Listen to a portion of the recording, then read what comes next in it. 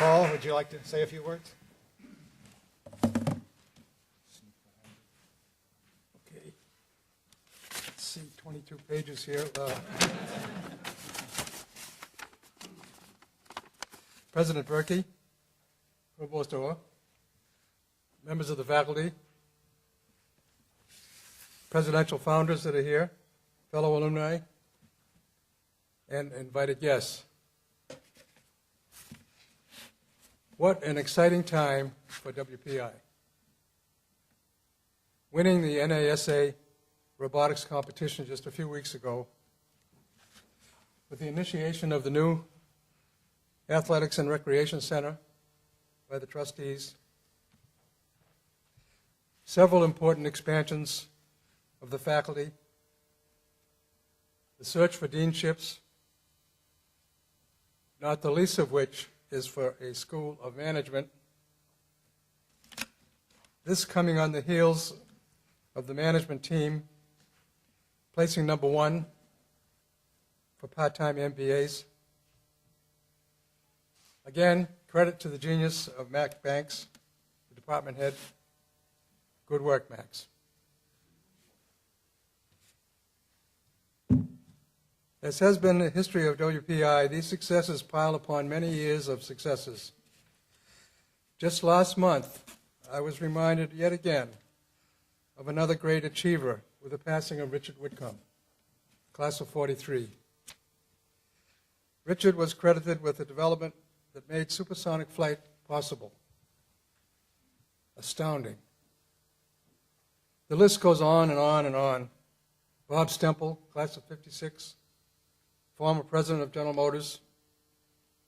And Bob deserves a credit for inspiring the EV1, an all-electric car, 15 to 20 years before that time. During the past few months, I've come across a few seniors who are just on the verge of launching their own careers. The excitement they exude is infectious. I must say, the same kind of excitement I felt when I was graduating back then. After leaving WPI in 1957 and finishing my Army obligation, I was hired by iTech Corporation, formerly Boston Physical Research Labs. Sputnik had been launched by the Russians just a few months earlier, and the whole nation was on edge. iTech, my new employer, proposed satellite aerial photography based upon some earlier cameras born from reconnaissance balloons.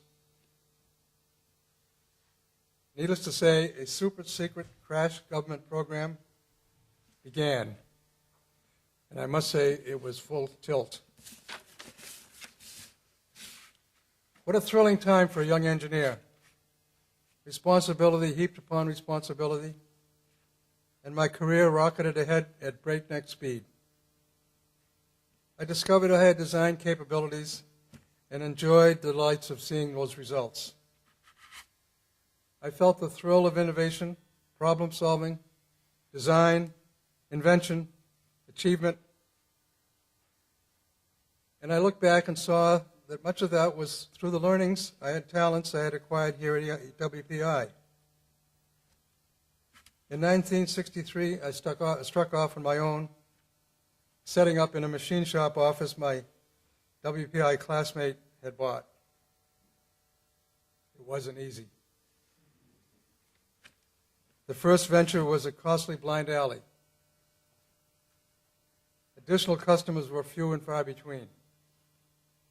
After a few years, a few clientele and product ideas emerged. Gradually building on small successes, but often, and often there were major mistakes. However, the notion of producing engineering products took hold. Finance was difficult, perhaps impossible. Without realizing, I was operating a bootstrap operation. All along, the enormous satisfactions of producing useful products is a major motivation and driving force. Behind it all was a subconscious drive that I now know was really just acting out a lot of my father's dreams. Dreams passed on to me as a youngster while learning from him in the home workshop.